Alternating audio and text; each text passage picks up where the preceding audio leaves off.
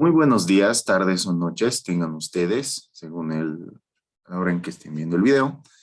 Mi nombre es José Antonio Mendoza Cuevas, estudiante de la Universidad Mayor de San Andrés, Facultad de Ciencias Sociales de la carrera de Ciencias de la Comunicación Social, para la materia de examen de grado.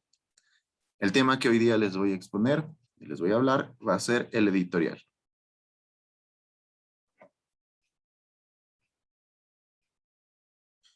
Primero, basándonos y yendo al principio de todo lo que viene a ser la historia del editorial, podemos decir que desde finales del siglo XVII hasta mediados del siglo XIX, la prensa no percibía, no tenía muy claro el concepto de rentabilidad económica y empresarial para con ellos. Es decir, que sacaban las noticias solo por sacarlas.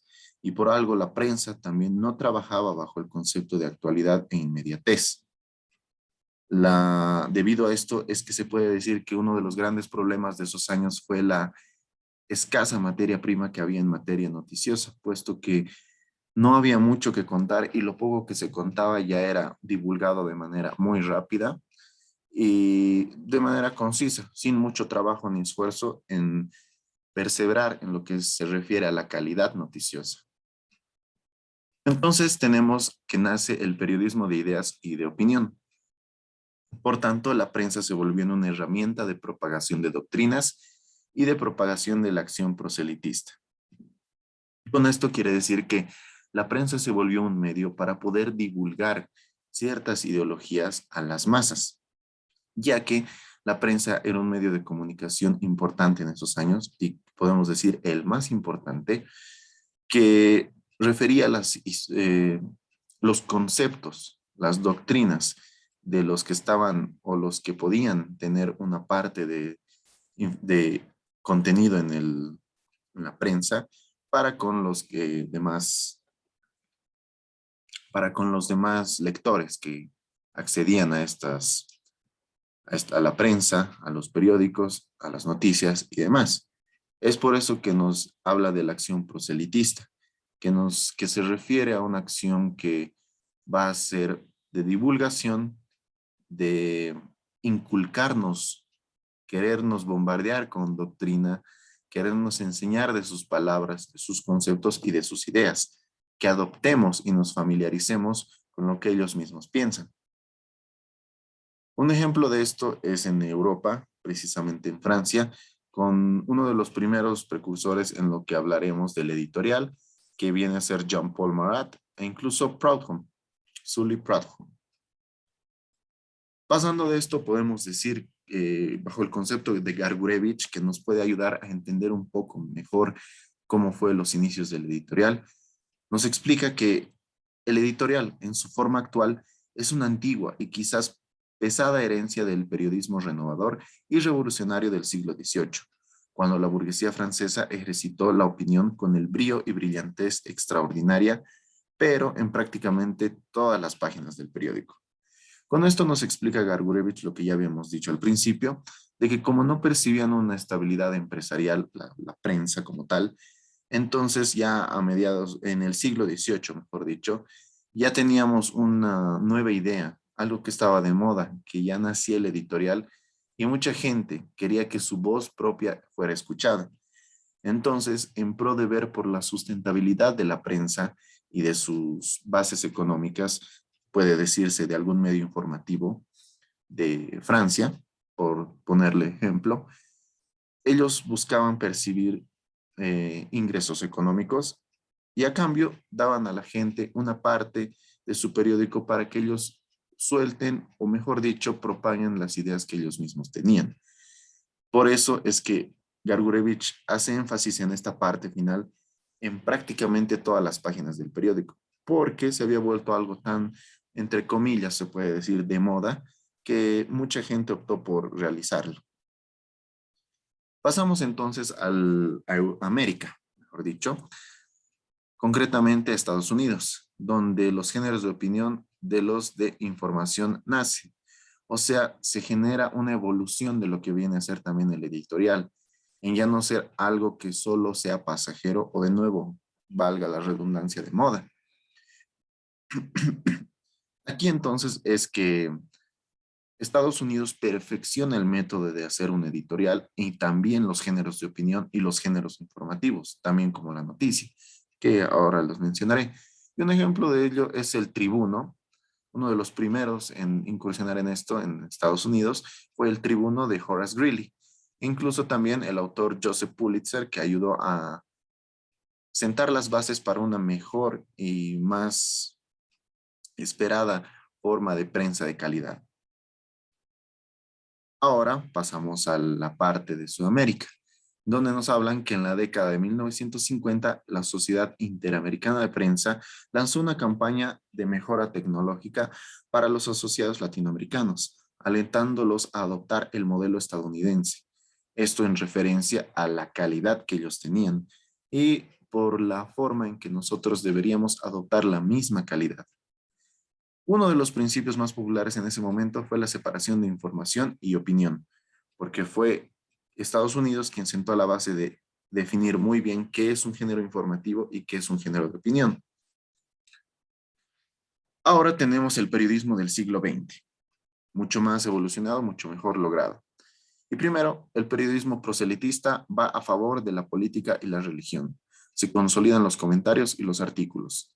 Básicamente en el siglo XX, ya con la idea del editorial, se puede decir, el periodismo encontró una base para poder vender su espacio y así, como lo menciona anteriormente, percibir un ingreso económico para sustentar su empresa, por decirlo así, por decir la prensa o algún medio informativo, y a cambio iban o se alineaban a intereses políticos o incluso religiosos dependiendo la región y las creencias, se puede decir, de cada país.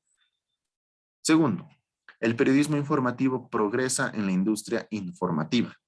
Desde Inglaterra hasta Estados Unidos nacen las stories o noticias.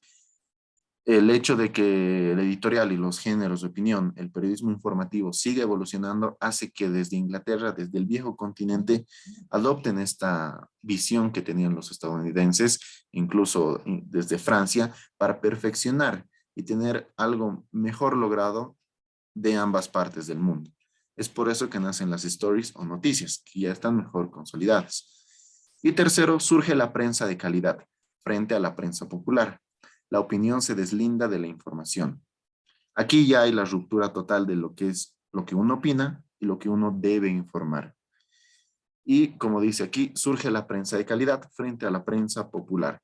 Es decir, la prensa ya alcanzó su punto más alto y ahora solo buscan diferenciar sus sectores para que se note que hay calidad en base a lo genérico que venía manejándose desde siglos atrás con lo que se denominaba prensa popular. Pasamos a la página editorial. Bueno, la página editorial, según Gargurevich, nuevamente, está compuesta normalmente por los siguientes elementos. Uno, en todo su amplio, el editorial, llamado también artículo de fondo. Luego la caricatura, que expresa igualmente la opinión del diario en forma de dibujos. Luego los artículos no firmados, redactadas por personal estable de la prensa. Los artículos firmados de colaboradores regulares que no tenían cierta alineación, mejor dicho, con la propia prensa o el propio medio informativo. Y por último, las cartas al director o editor. Pasemos a la definición como tal de el editorial. Según José Martínez Albertos, el editorial es el texto de opinión más importante de un medio de comunicación, puesto que no refleja una posición particular de un profesional, con la que el propio medio puede estar en desacuerdo, sino que expresa la línea ideológica del periódico acerca de los asuntos de mayor trascendencia social. A través del editorial, el medio de comunicación deja patente sus señas de identidad. Es decir, que ahora el editorial como tal viene a hablar de la línea ideológica del periódico. O sea, no es que por decir un editorialista, mejor dicho, o el contenido que refleje también la línea ideológica del periódico, sino que habla también de los asuntos de trascendencia social, así como explica Martínez Alberto. Lo que más importa es de lo que se tiene que hablar. diferenciándolo, claro, en forma de texto de opinión, ¿no? Según Ezequiel Anderegg, el editorial también consiste en un artículo publicado sin firma que expresa la opinión o juicio del periódico sobre un hecho de gran importancia o sobre un problema global. Aparece en páginas destacadas, generalmente con caracteres distintos y no suele ir acompañado de fotografías. Tal como tenemos el ejemplo de abajo, no tiene fotografías, simplemente un título, no está firmado y es el contenido como tal que uno quiere reflejar.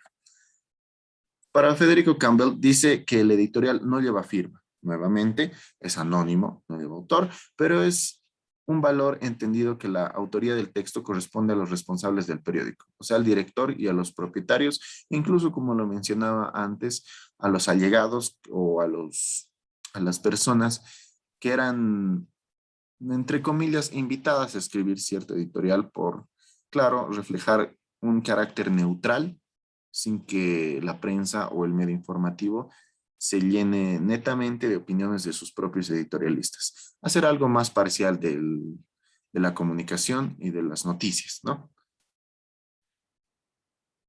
Otra definición, para Raúl Peñaranda, el editorial es la posición fundamentada de la empresa periodística sobre un hecho de actualidad y de interés público. Utiliza fundamentalmente opiniones sobre los hechos, aunque los describe con profundidad antes de emitir valoraciones. Y finalmente, para Eric Torrico, asevera que el editorial es un subgénero por el cual un órgano periodístico da a conocer su posición respecto a un hecho noticioso dado o un campo informativo dado. Es decir, que puede brincar en pocas palabras a lo que la definición que nos da Eric Torrico, que el editorial es una expresión, una forma de comunicar de opinión que respecto a un hecho noticioso, que sea de relevancia social, como lo mencionaba hace un momento, y que tiene una forma de pensar, un ángulo de visión sobre lo que opina el editorialista de esa propia noticia. Las características del editorial. Entre estas podemos tener que, uno, ya como lo mencionaban varios autores, toma de posición más o menos explícita respecto a un hecho informativo. O sea, o es blanco o es negro, o depende del punto de vista de cada uno. Dos, comenta lo que el medio considera más importante en la actualidad, es decir, lo que está en boca de todos en el momento. Tres, hace posible que el medio exponga su doctrina y participe en la lucha ideológica. El medio como tal, como dice, expone su doctrina, da su punto de vista y se pone a luchar contra las demás opiniones de otros medios informativos. Seguramente los allegados tendrán la forma de reflejarlo, sus ideales y doctrinas, en pro de ser relevantes o incluso diferenciarse de, entre comillas, la competencia, es decir, otros medios informativos, otros medios de prensa. 4. Se publica en un espacio permanente y aparece sin firma. 5. Subraya acontecimientos de los que ya se informó.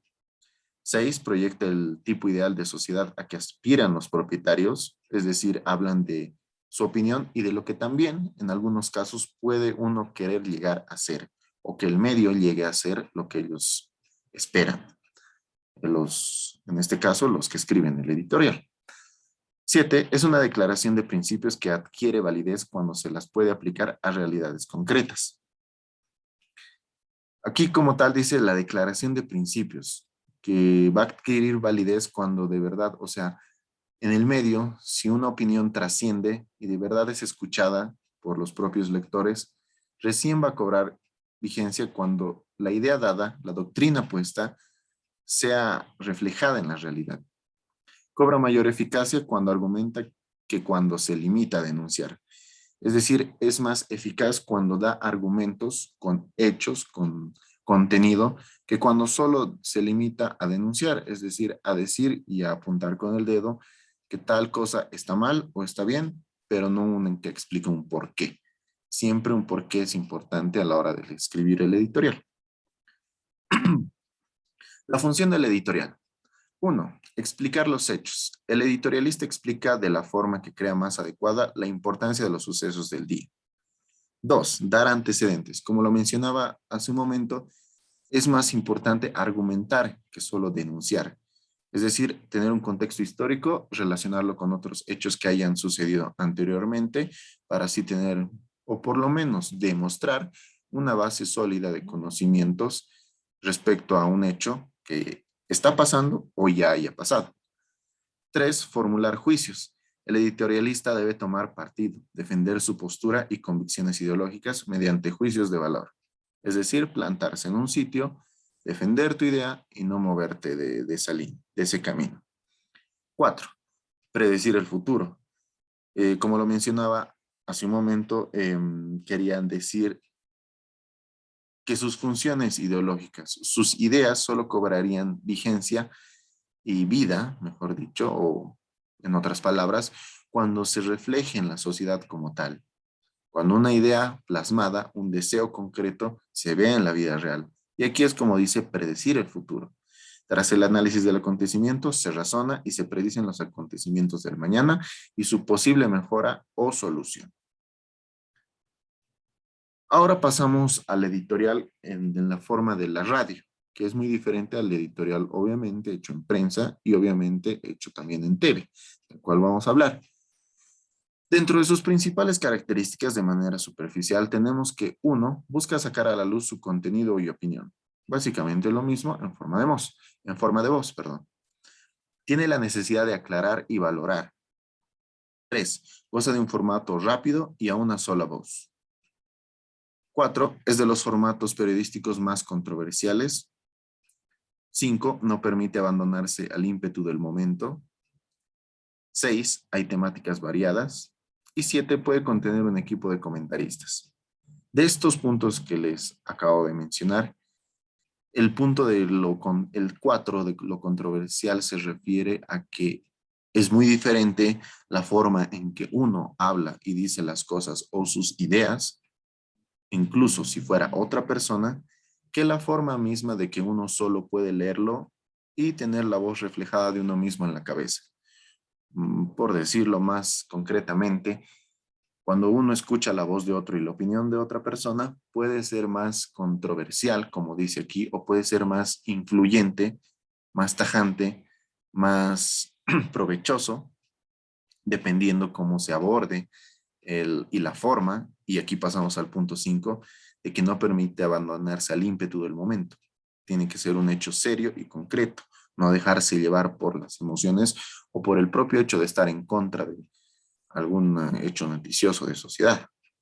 Hay temáticas variadas, claro, y como último puede contener el equipo de comentaristas una voz, una opinión para que no parezca en su totalidad algo eh, que sea concluyente, muy conciso y muy tajante.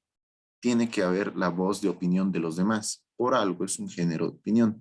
Y qué mejor que esté un equipo de comentaristas para poder discutir las ideas de la propia editorial de la que se habló o del tema del que se habló.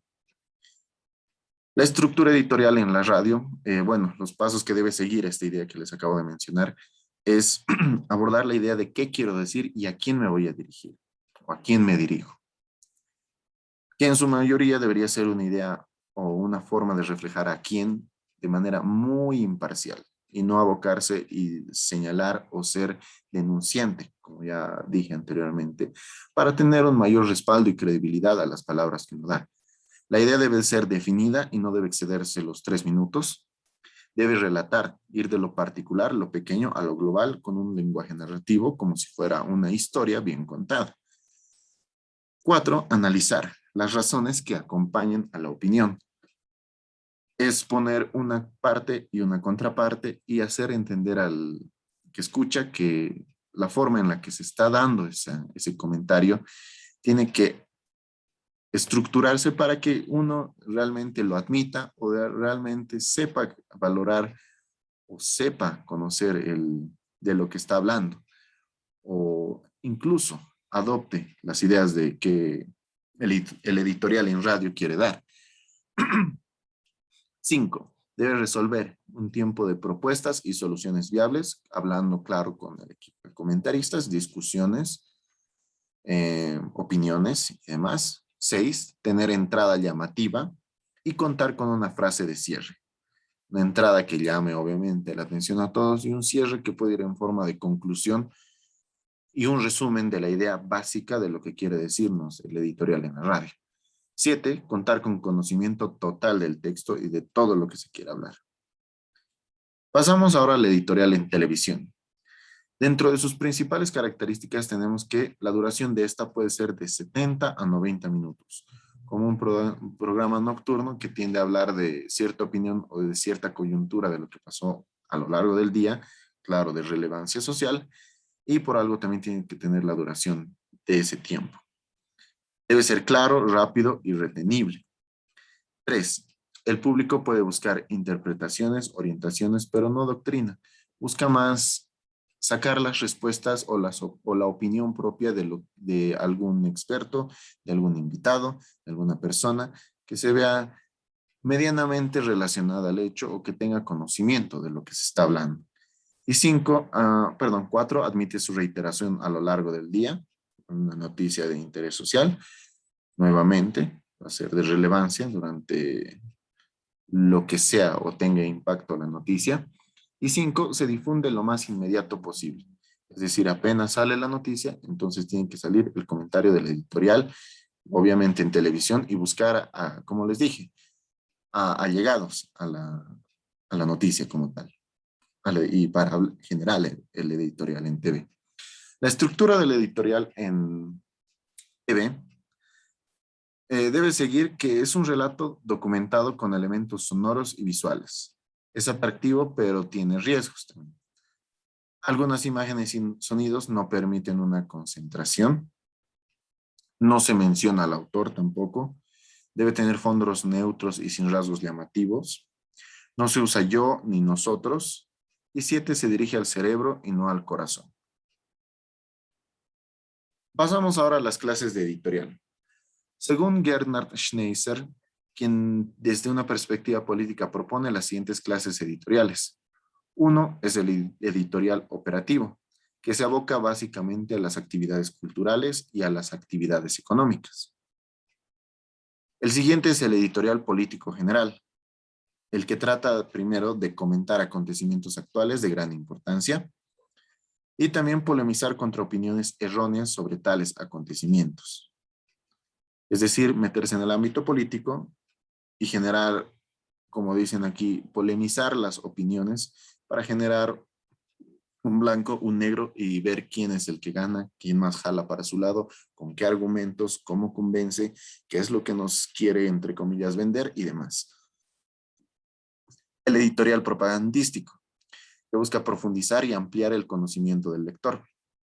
Y también combatir ideologías hostiles y dar argumentos a los propagandistas. Otro tipo de clases de editorial también puede, mejor dicho, de parte del autor de Raúl Rivadeneira, pueden ser los que tenemos aquí, estos 9, el enunciativo, explicativo, combativo, crítico, apologético, admonitorio y predictivo. Primero, el enunciativo nos quiere decir que busca enunciar, o más bien dicho, llevar la opinión un poco más allá, para hacernos conocer mejor dicho, conectados desde un punto de vista particular que puede proporcionar, mejor dicho, elementos de juicio al lector. Luego tenemos el explicativo, que da presuntas causas de acontecimientos, que relaciona hechos en busca de comprensión y también de forma clara y que sea que trate de enseñar, mejor dicho, el explicativo, ¿no? El combativo como tal es el característico de las posiciones de las doctrinas, de la oposición, que acentúa la condena y la protesta. Luego tenemos el crítico, que como bien lo dice su parte, busca criticar la opinión de algunos y de otros. El apologético es el editorial oficialista. El admonitorio es el que exhorta al cumplimiento de reglas, que advierte los peligros, que puede ser lo más aprender de experiencias, mejor dicho. Y el predictivo, el que enuncia los hechos que pueden suceder a futuro. El estilo editorial. Según la autora Sonia Parrat, respecto al estilo, nos dice que debe ser evidente y bien definido. Tener una idea clara de qué es lo que se quiere decir, qué es lo que se quiere enseñar, qué idea nos quieren vender y así. Debe tener más información, memoria y dialéctica y menos emotividad. Es decir, no debemos dejarnos, como bien lo mencionaba hace un momento, llevarnos por las formas de expresarnos de nuestras emociones, sino ser concisos, ser concluyentes con lo que queramos decir. Debe tener una elocución sencilla y sin pretensiones de arte literario.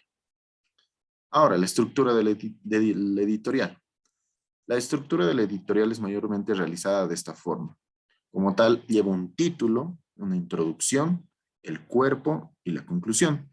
El título, como lo dije, debe ser algo llamativo, que llame a la gente a querer leer el editorial, querer conocer el punto de vista del medio informativo. La introducción es un breve resumen de toda la noticia o del hecho de interés social. Luego viene el cuerpo, los argumentos, lo que mencionaba, el por qué nos quiere vender tal idea, por qué quiere que aprendamos o leamos este editorial. Y por último, la conclusión, que bien puede ser, como se decía hace un momento, predictiva, que busque respuestas a futuro y demás, o que proponga ideas incluso. Y es aquí que tenemos los ejemplos del editorial.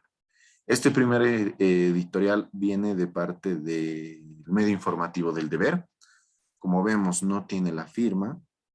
Tiene aquí una breve introducción de lo que hablaba. Primero el título, mejor dicho, Jóvenes desenfrenados, alcaldía permisiva.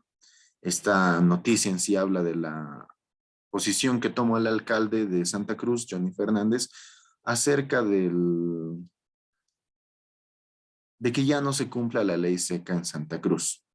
Entonces, la opinión del editorial para el caso de toda esta noticia que tiene hasta acá es que los jóvenes son, como lo dice el título, desenfrenados y la alcaldía les ha dado la carta libre a que consuman bebidas alcohólicas y que en la actualidad, con la pandemia del COVID, pues lleven a generar más contagios y pues a perjudicar inclusive la estabilidad, la forma en que queremos volver a la normalidad, tanto los jóvenes o todos los ciudadanos.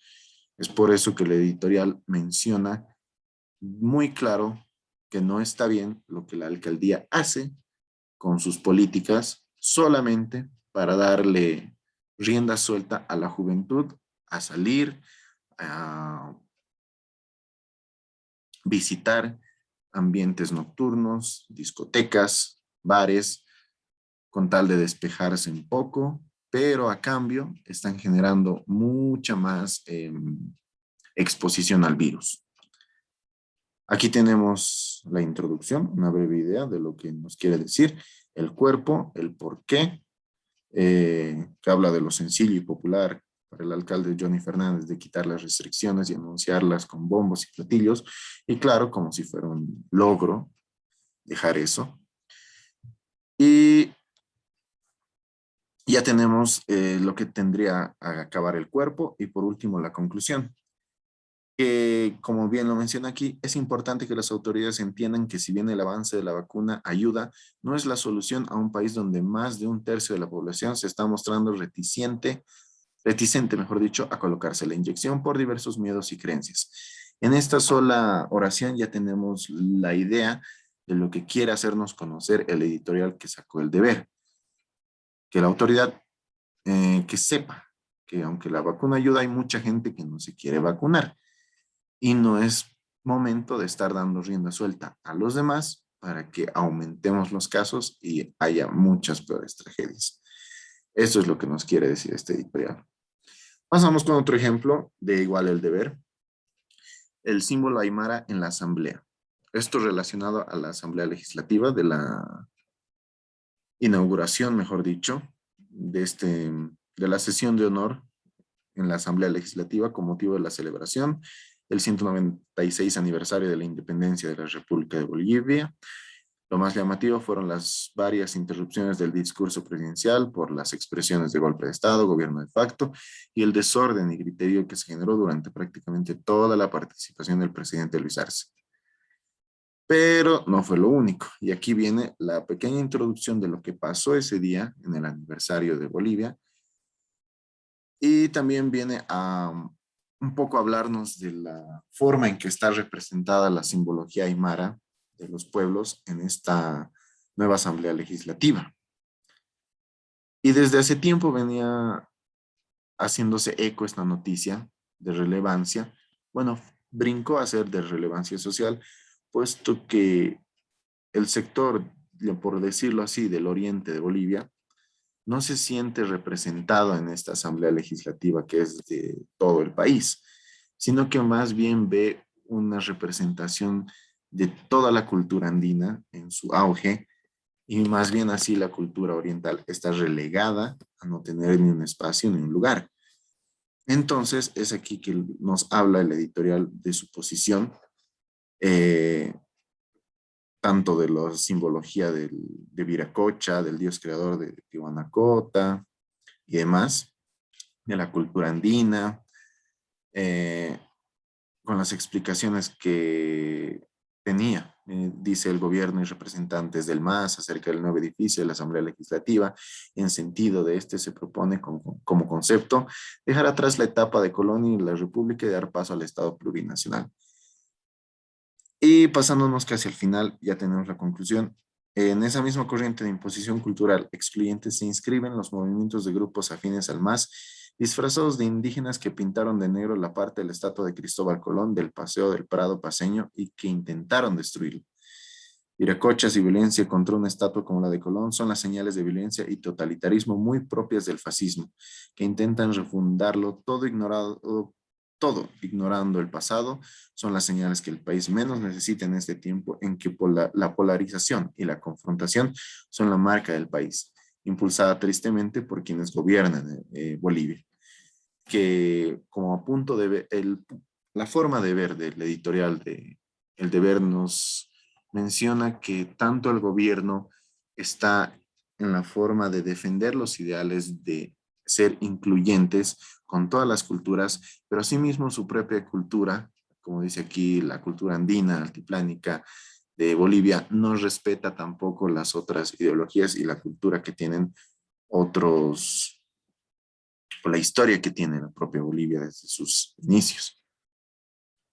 Y por último, la bibliografía y muchas gracias por la presentación, por su tiempo.